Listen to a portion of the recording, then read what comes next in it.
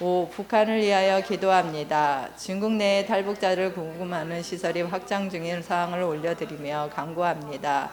탈북자들을 구금하고 북송시키는 중국 정부의 비인주적인 형태가 멈춰지고 수감기간 동안 하나님을 만나는 교회가 열리게 하소서. 북중 국경이 다시 열려서 수감자들이 강제 북송될 경우 고문이나 처형당할 위험이 있음에도 반입적 정들을 이용하고 있는 중국의 빈관자들을 태도를 고치서 주옵소서. 강제 북송의 두려움 속에 떨고 있는 탈북자들을 주께서 찾아가 만나주시고 갇혀있는 시간 동안 하나님을 더욱 깊이 알아가는 전화위복의 은혜가 있도록 인도하여 주소서. 이 나라를 위하여 기도합니다. 우리 주 예수 그리스도와 우리를 사랑하시고 영원한 위로와 좋은 소망을 은혜로 주신 하나님, 우리 아버지께서 너희 마음을 위로하시고 모든 선한 일과 말에 굳건하게 하시기를 원하노라. 아멘. 하나님을 경외하는 지도자들이 각 영역에 세워지고 정직하고 이타적인 마음을 가진 정치인들이 많아지게 하소서. 나라의 국민이 마음에 드는 위정자를 세우기 위해 분열하는 것을 멈추게 하소서. 세워진 위정자들이 믿음의 사람이 되도록 기도하는 나라 되게 하소서. 대통령과 정부 관료들이 하나님을 알고 믿고 따르는 믿음의 사람들이 되게 하소서. 예수님의 이름으로 기도합니다. 우리가 살아가면서 감사란 말을 참 많이 사용합니다. 참 좋은 말이죠. 이 단어가 우리의 삶을 얼마나 풍요롭게 하는지요. 또 참 행복하게 만들어주는 단어가 감사입니다. 또 사람과의 관계 가운데 그 관계를 원활하게 맺도록 도와주는 단어가 또 감사이기도 합니다. 그러나 생각해 보면 감사라고 하는 이 말을 하는 것은 또 그렇게 쉽지가 않습니다. 누구나 그 말을 하는 것도 아니고요. 그리고 쉽게 그 말을 할 수 있는 것도 의외로 아닙니다. 세계적인 문호 버나드 쇼라고 하는 작가가 이런 말을 합니다. 나에겐 두 가지 비극이 있다라고 말해요. 첫 번째 비극은 내 마음의 소원대로 이루어지지 않는 것이 많은 게 비극이고, 자기의 소원대로 이루어지지 않는 게 너무 많대요. 그게 첫 번째 비극이고요. 두 번째 비극은 내 마음대로 이루어지지 않을 때 절망하는 것이 두 번째 비극이다라고 얘기합니다. 이 사람의 마음의 비극은요, 마음의 소원이 너무 많은 게, 그런데 그 소원들이 이루어지지 않는 게 자기에겐 비극이고, 그것이 이루어지지 않을 때마다 자기는 절망하며 원망하고 낙심하는 게 자기의 비극이라고 이야기를 해요. 생각하고 돌이켜보면 우리의 삶에 감사의 조건이 많다 하더라도 늘상 감사하는 것보다 원망하는 것이 더 많다는 것을 우리가 깨닫게 됩니다. 불평하고 원망하는 사람은 조건이 좋아도 원망하고 불평하고요. 반대로 의외로 감사를 고백하는 사람은요, 환경과 조건과 상황과 상관없이 그 삶의 감사가 계속하여 넘치는 것도 보게 됩니다. 사랑하는 여러분, 참된 성도는 하나님께 날마다 감사하는 성도인 줄 믿습니다. 여러분의 입술에서 언제나 감사가 더 차고 넘치게 되기를 주의 이름으로 축복합니다. 봄이 되면 꽃이 피니까 감사하지요. 얼마나 좋습니까? 여름이 되면 화창한 날씨에 무성한 잎을 보면서 감사하고요. 또 가을이 되면 열매 맺는 것을 보면서 감사하고요. 겨울 싫다는 분들 많은데 저는 겨울에 눈 오는 거 보면, 운전하는 분들은 싫지만 그러나 눈 오는 모습은 저는 너무 좋습니다. 비 올 때는 우중충하다고 싫다고 하시는데 저는 비 오는 거 보고 있으면 너무 행복합니다. 햇빛이 화창하게 쬐면 일하러 나가는 분들은 힘들어 하고 싫다고 하시겠지만 저는 그냥 그래도 좋습니다. 날씨가 비가 와도 좋고 햇빛이 비쳐도 좋고 눈이 와도 좋고 어떤 것은 다 기쁘고 감사하더군요. 이 모든 것이 다 아름답게 보입니다. 그것은 하나님께서 우리에게 주신 은혜라는 것을 믿기 때문입니다. 일본의 내촌 감삼이라고 하는 사람이 이런 말을 해요. 하나님께서 만일 인간을 저주하신다면 질병이나 실패 그리고 배신이나 죽음으로 저주하시는 것이 아니고, 우리가 흔히 생각하는 저주는요 바로 이런 거였잖아요. 질병, 실패, 배신, 죽음, 그런데 이런 걸로 저주하시는 게 아니고 하나님이 계신 것을 믿지 못하는 불신앙으로, 그리고 성경을 읽어도 귀에 들어오지 않는 막힌 귀로, 또한 감사하는 마음이 전혀 생기지 않도록 메마른 마음으로 저주하실 것이다. 결국 그 말에 따르면은요, 감사하지 못하는 마음 자체가 저주받은 마음은 아니냐라고 하는 이야기이기도 합니다. 성경에 말세의 여러 가지 징조가 나오는데요, 그 징조 중에 한 가지가 감사하지 않는 마음이에요. 하나님을 알되 하나님을 영화롭게도 아니하며 감사하지도 아니하고 오히려 그 생각이 허망하여지며 미련한 마음이 어두워졌나니. 감사가 사라지는 시대를 보면 그것이 주님 오실 때가 가까워지는 시대구나라고 생각한다는 것입니다. 에베소 5장 4절에 어떤 말을 하든지 누추한 말, 어리석은 말, 희롱하는 말은 하지 말고 항상 하나님께 감사하는 말을 하라라고 말하죠. 빌립보 4장 6절에 기도할 때도 마음에 감사함으로 하나님께 아뢰라. 골로새 3장 16절에 찬양할 때도 마음에 감사함으로 하나님을 찬양하라 말씀하고요. 데살로니가전서 5장 18절 말씀에 범사에 감사하라. 이것이 그리스도 예수 안에서 너희를 향하신 하나님의 뜻이니라 라고 말씀합니다. 감사하는 것은 하나님의 명령이고 하나님이 기뻐하시는 뜻이라는 것이지요. 오늘 여러분 안에 이 감사가 넘치기를 간절히 축복합니다. 잘 생각해보면 앞서 말씀드렸지만 감사는 너무나 좋은 거지만 그렇다고 누구나 다 감사하고 사는 건 아니에요. 어떤 환경에서도 다 감사할 수 있을 것 같지만 그러나 그게 쉬운 일은 아니고요. 또 좋은 일이 주어지면 그러면 내가 복 받으면 감사할 것 같은데 라고 생각하지만 사실 이것도 감사가 훈련되지 않은 사람은 쉽게 감사가 나오질 않습니다. 오늘 저와 여러분 안에 이 감사가 흘러 넘치게 되기를 주의 이름으로 축복합니다. 어떤 것을 하든 기도하고 찬송해도 감사가 넘치고 무슨 말을 하든 하나님을 감사하며 높여드리는 성도들이 다 되시기를 주의 이름으로 축복합니다. 감사하는 사람에게 기쁨이 넘쳐요. 감사하는 사람의 가정은 행복이 넘칩니다. 그 사랑이 가득합니다. 감사하는 교회는요, 하나님의 은혜가 성령의 역사하심이 그 안에 가득하게 일어납니다. 여러분이 성도들을 만났을 때에도요, 반갑게 인사하면서 감사의 이야기를 같이 나눠보세요. 이렇게 만나서 너무 감사합니다 라고 감사의 이야기를 나눠보세요. 그러면 여러분이 그가 함께하는 것이 얼마나 큰 축복인지를 더 깊이 깨닫고 하나님의 은혜가 넘치게 될 줄로 믿습니다. 그런 의미에서 옆에 분들하고 이렇게 인사합시다. 오늘 만나서 감사합니다. 아멘. 자, 오늘 여러분 안에 이 감사가 같이 고백되기를 간절히 원합니다. 오늘 말씀은요, 다니엘의 3명의 친구들의 이야기예요. 이 3명의 친구들은 상황과 조건과 상관없는 절대적인 하나님 앞에 감사를 올려드렸던 친구들입니다. 바로 사드락과 메삭과 아벳느고이지요. 사드락, 메삭, 아벳느고는 다니엘과 함께 바벨론의 포로로 잡혀온 유다인들입니다. 주전 605년에 바벨론 느부갓네살 왕이 예루살렘을 한번 점령하게 됩니다. 그리고는 예루살렘에서 그 성전의 물건들을 꺼내가고 그리고 보물들을 가져가고 또 예루살렘 안에 있는 아주 뛰어난 사람들을 다 잡아가게 됩니다. 왕족들 다 잡아가고요, 기술 있는 사람들 다 잡아가게 됩니다. 그렇게 사로잡혀간 사람들 중에 바로 다니엘과 사드락과 메삭과 아벳느고가 함께 포함되어 있었어요. 다시 말하면 다니엘 그리고 사드락, 메삭, 아벳느고는 포로입니다. 바벨론의 포로지요. 그런데 바벨론에서 여러 나라에서 잡아온 포로들 중에 뛰어난 인재들을 골라서 양성하여 나라의 어떤 일꾼으로 세우는 어떤 프로젝트가 하나 열리게 됩니다. 그 과정에 뛰어난 능력을 보여주었던 다니엘과 사드락과 메삭과 아벳느고가 뽑히게 되었고 왕의 학교에 들어가게 되었어요. 그리고 그 능력을 인정받아서 다니엘과 친구들이 고위 관직에 올라가게 됩니다.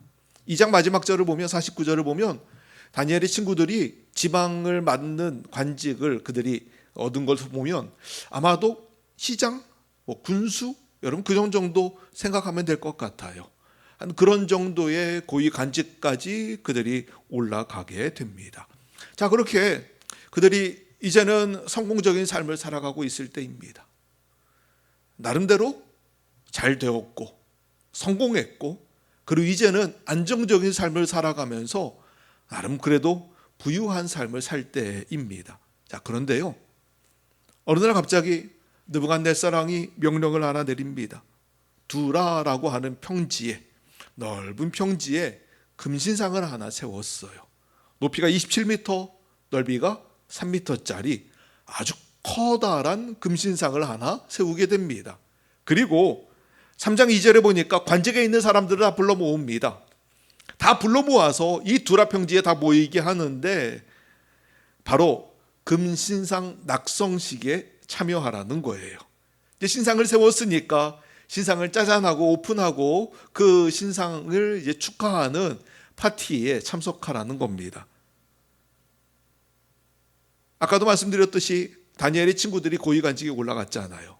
그러니 이 왕이 소집하는 관직들이 모이는 자리에 다니엘의 친구들도 당연히 참석하게 되었습니다. 그런데 우려하던 일이 벌어졌어요. 5절을 보니까 명령이 내려옵니다. 왕의 악단이 악기를 연주할 때 그 금신상 앞에 다 절해야 한다는 명령이에요.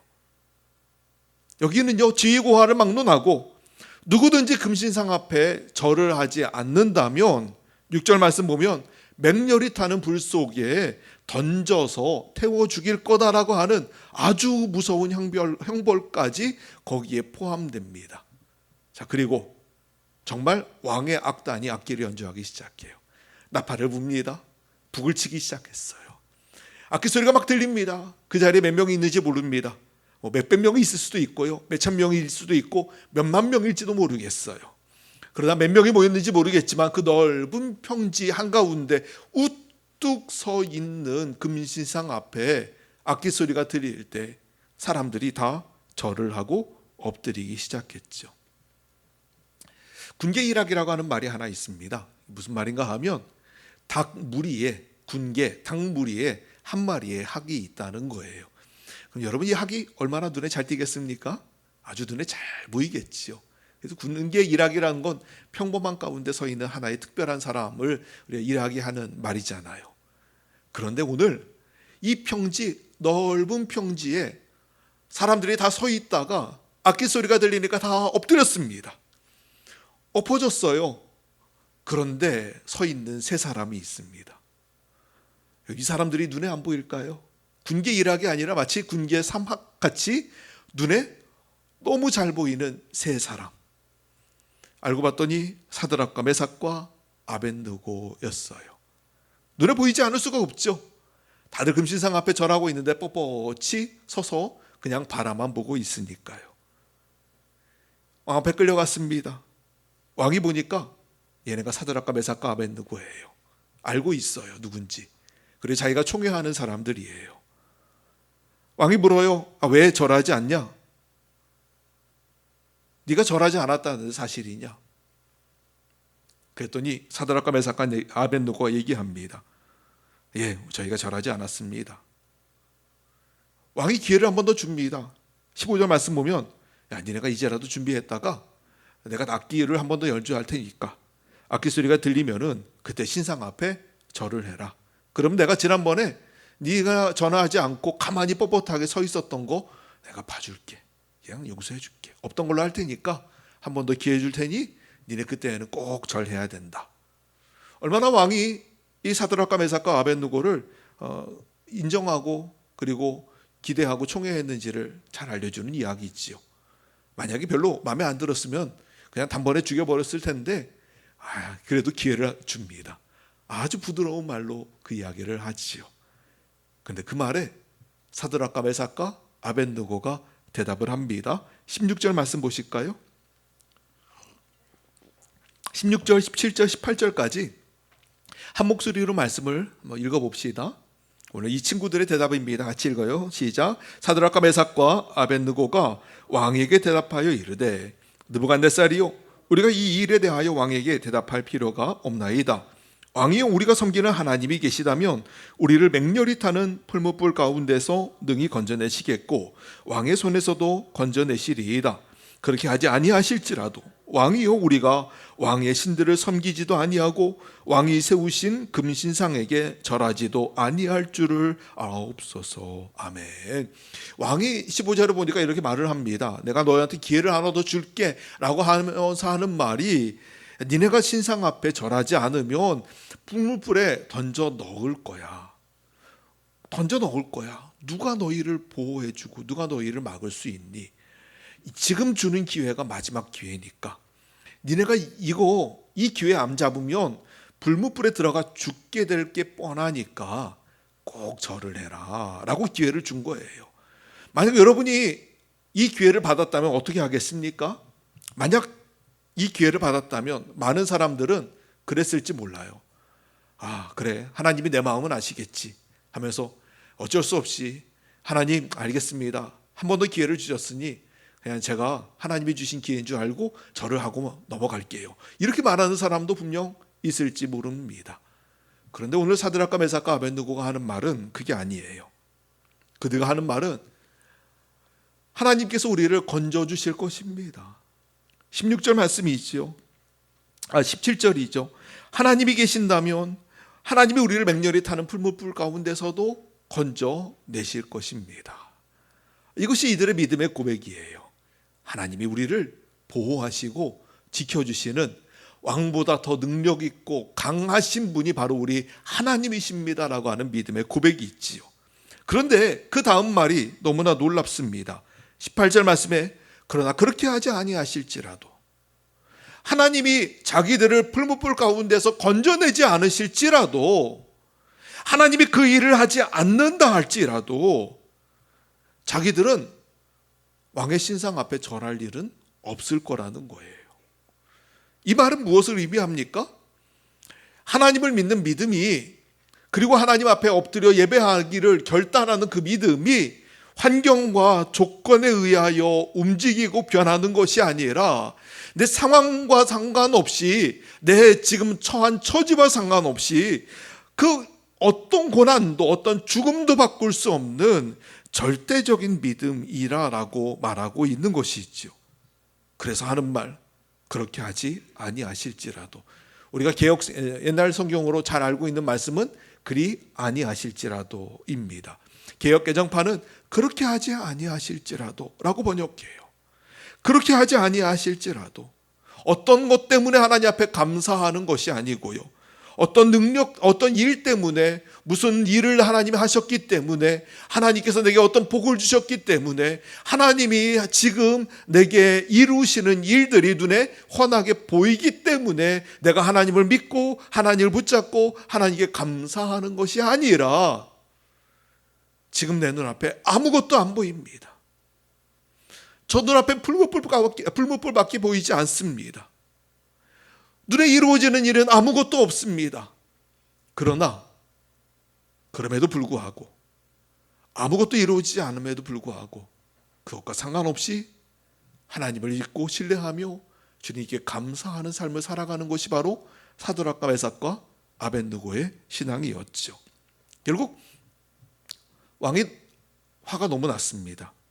19절 말씀 보면은 분이 가득하여 얼굴빛을 바꾸었다라고 얘기를 합니다. 그 전까지만 해도 아마 그냥 아유 어떻게 니네 왜 그랬어 하는 표정이었다면, 이제는 아주 그냥 얼굴이 까맣게 죽어가지고는 화가 막 올라와서 그들을 풀무불에 던져놓으라고 소리를 지르는데, 아유 그냥 화가 얼마나 났는지 불을 7배나 더 뜨겁게 해라 라고 얘기를 합니다.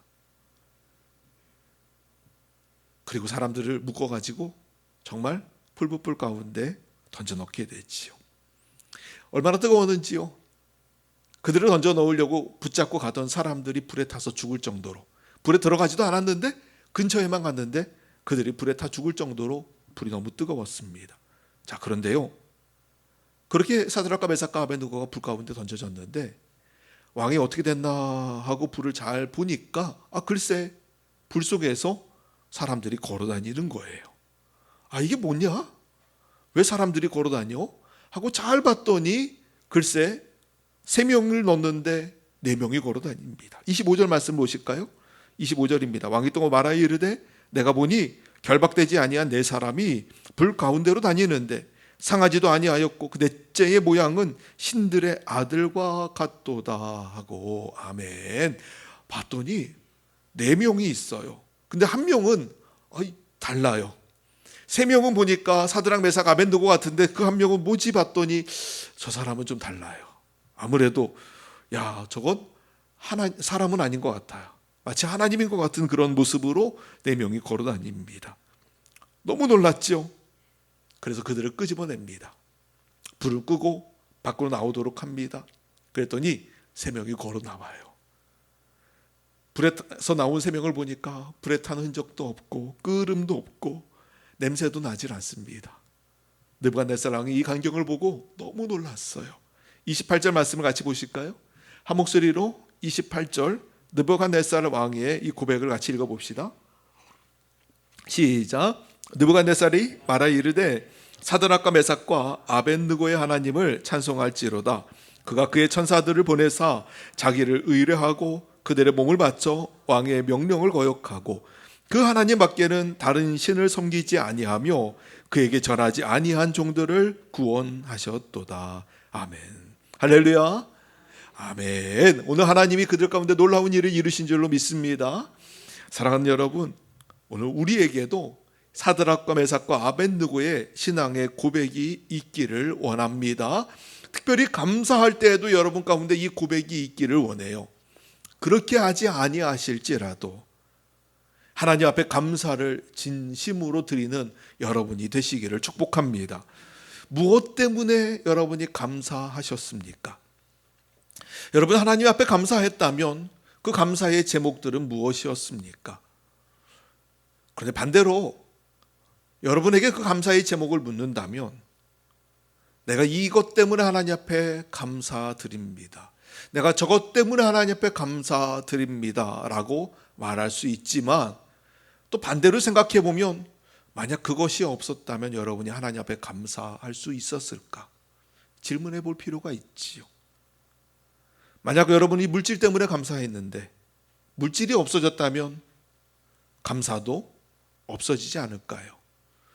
건강 때문에 감사했는데 건강이 없어졌다면 감사도 함께 사라지겠지요.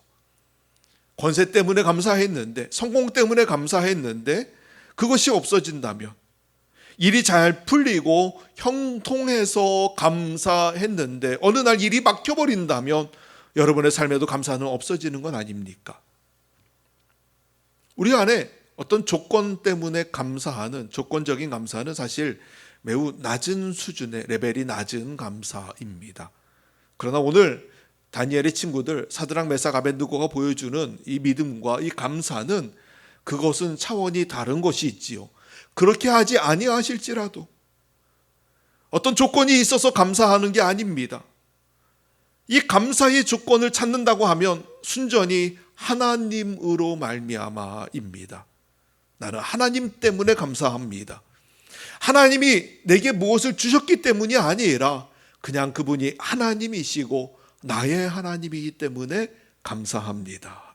여러분이 부모님에게 감사한다면 어떤 것으로 여러분이 부모님께 감사하겠습니까? 재산을 많이 물려주셔서, 아니면 맛있는 거 해줘서, 여러 가지 감사의 얘기를 할 수 있겠지만 사실 진짜 부모님께 감사하는 건 한 가지잖아요. 내 부모님이어서 감사합니다. 다른 사람의 부모님이 아니라 내 부모님이어서 감사합니다 라고 말하는 게 진짜 감사 아닐까요? 오늘 우리가 하나님 앞에 감사하는 것도 사실 그 한 가지입니다. 하박국 선지자가 이런 말을 합니다.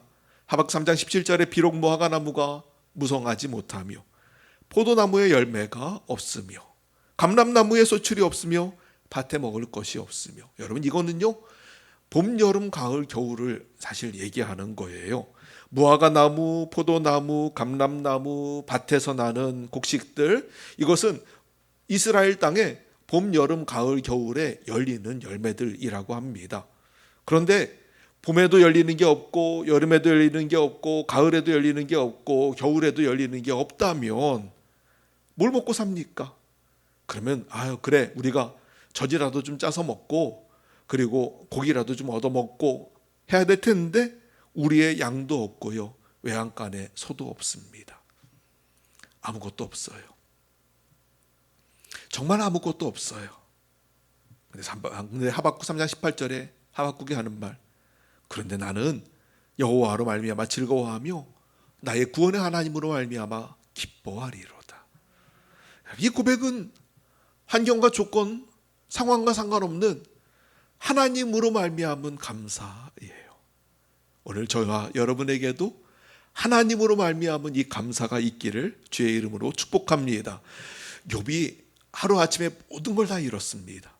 자녀들도 다 잃었고요, 재산도 다 잃었습니다. 심지어 병도 났습니다. 기와장을 가져와서 자기의 몸을 긁고 있어야만 했어요. 갑자기 이런 일이 일어나니까 욥의 아내는요, 욥을 향해서 하나님을 저주하고 죽어버려라 라고 말하고 떠나버려요. 어떻게 이런 말을 할 수 있을까? 그리고 욥의 친구들도 와서 욥에게 하는 말, 네가 죄 지어서 벌 받은 거야. 욥에게 상처 주는 말만 합니다. 자, 그런데 욥이 그때 끝까지 그가 고백했던 말은 이것이죠. 내가 모태에서 알몸으로 나와 싸운즉 또한 알몸이 그리로 돌아가올지라. 주신 이도 여호와시요 거두신 이도 여호와시오니 여호와의 이름이 찬송을 받으실지니이다 하고, 아멘. 하나님의 이름을 끝까지 원망하지 않고 찬송했다라고 말씀합니다. 그렇게 하지 아니하실지라도. 오늘 여러분에게 이 감사가 있습니까? 오늘 믿음의 성도들은, 믿음의 선배들은 다 이 모습으로 감사했습니다. 무엇 때문에 내가 감사합니다가 아니라 그렇게 하지 아니하실지라도. 하나님 앞에 감사했던 믿음의 선배들처럼 저와 여러분도 다 그렇게 하나님 앞에 감사하는, 조건과 상황과 상관없는 믿음의 감사를 드리는 여러분 되시기를 간절히 축복합니다. 운전을 하려고 자동차 운전석에 앉으면은요, 그래서 시동을 걸고 차를 가지고 앞으로 나가면 차가 땡땡땡땡 하는 경고음을 냅니다. 그럴 때가 있어요. 언젠가 하면 안전벨트를 안 했을 때입니다. 안전벨트를 해야 되는데 벨트를 안 매면은 차가 벨트 매세요, 벨트 매세요 하는 의미의 땡땡땡땡 하는 경고음을 냅니다. 벨트를 진짜 맬 때까지 그 소리를 내어요. 솔직히 여러분, 안전벨트 하는 게 귀찮을 때도 있어요. 안전벨트 하는 게 몸을 압박하는 게 편한 건 아니잖아요. 안전벨트 하는 게 귀찮을 때도 있습니다. 때로는 정말 하기 싫을 때도 있는데 계속 얘가 뭐라고 하니까 어쩔 수 없이 안전벨트를 할 때도 있고요. 또 그런 생각이 들 때도 있죠. 뭐 이거 안 해도 아무 상관없던데. 그런 생각이 들 때도 있어요. 그런데요, 안전벨트 왜 합니까? 안전벨트를 하는 이유는 사고가 날 때를 대비하기 위함이에요. 그렇죠? 근데 문제는 그거예요. 사고가 언제 나는지를 알면 그 사고 날 때에 내가 안전벨트를 하면 되겠는데, 근데 문제는 이 사고가 언제 날지를 아무도 모릅니다. 아무도 예상하지 못하고 예측하지를 못합니다. 근데 안전벨트를 안 하고 있는 것과 안전벨트를 하고 있는 것은 사고 나는 순간에 아주 천지 차이예요. 심지어 목숨이 왔다 갔다 할 수도 있어요. 너무 중요한 일이죠. 그러니 언제 사고 날지 모르겠지만 그래도 안전벨트는 하고 다니는 거예요. 자, 그런데 이 말을 하는 이유는 무엇인가 하면 게리 토마스라고 하는 한 영성학자가 이런 말을 했습니다. 감사는 안전벨트와 같다라고 얘기를 합니다. 생각해 보니까 그래요. 감사는 안전벨트와 같은 것 같아요. 평소에 감사하지 않은 사람은요, 사실은 평소 운전할 때 꼭 안전벨트 해야 돼, 안 해도 상관없던데, 그리고 다 운전하고 집에 내려가지고 안전벨트 풀 때에는 이게 뭔 소용이야? 라는 생각이 들 때도 없진 않아요. 그러나 감사하지 않는 사람은 평소에 감사하지 않아도 그럭저럭 살아갑니다. 살아가는데 큰 문제는 없어요.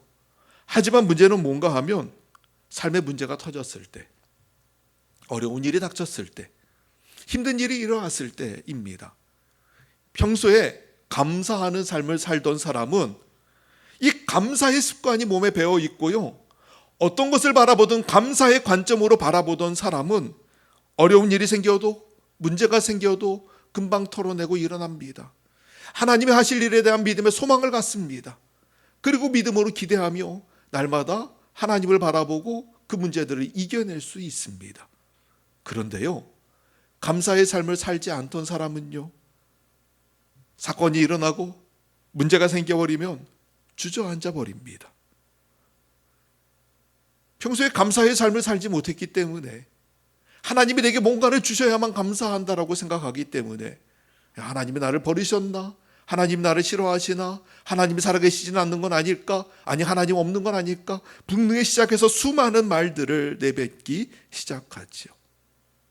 여러분, 생각보다요, 감사가 우리의 삶에 얼마나 큰 영향을 미치는지 몰라요. 오늘 이것은 감사하는 훈련이에요. 여러분이 뭔가를 얻으면 주신 것에 대하여만 감사하고, 내가 얻지 못하면 감사하지 않는 것은 결국 습관이 아니라 그냥 조건적인 반사일 뿐입니다. 그러나 오늘 우리의 삶에는 감사는 훈련이 되어야 되고 습관이 되어야 해요. 오늘 다니엘의 친구들이 그리 아니하실지라도 라고 말할 수 있는 이유는 지금까지 하나님을 믿는 믿음의 훈련을 해왔기 때문이고, 어떤 상황에서도 하나님만 붙잡겠다는 이 믿음의 의지의 결단들이 끊임없이 있어 왔기 때문입니다. 그러니 그들이 그 상황에서도 하나님을 붙잡을 수 있는 것이고, 그 상황에서도 하나님의 하실 일을 믿음으로 선포할 수 있었던 것이고, 그 상황에서도 하나님 앞에 감사할 수 있었던 거예요. 오늘 저와 여러분도 그렇게 믿음의 감사가 우리 안에 있기를 간절히 축복합니다. 감사의 고백이 훈련되는 여러분 되시기를 축복합니다. 조건에 따라서가 아니라 상황과 상관없이 하나님 앞에 감사하며 나아가면, 그러면 오늘 다니엘의 친구들에게 하나님이 놀라운 복을 허락해 주셨듯이 감사를 고백하는 자에게 하나님이 축복을 더해 주실 줄을 믿습니다. 축복을 받았더니 감사하는 것이 아니라 감사했더니 축복을 받더라라고 고백하는 믿음이 여러분 안에 있기를 원해요. 그 간증이 있기를 간절히 원합니다. 그런 믿음의 감사로 나아가셔서 더 큰 축복 가운데 나아가는 여러분 되시기를 주의 이름으로 축원합니다. 이 시간 우리 통성으로 기도합시다.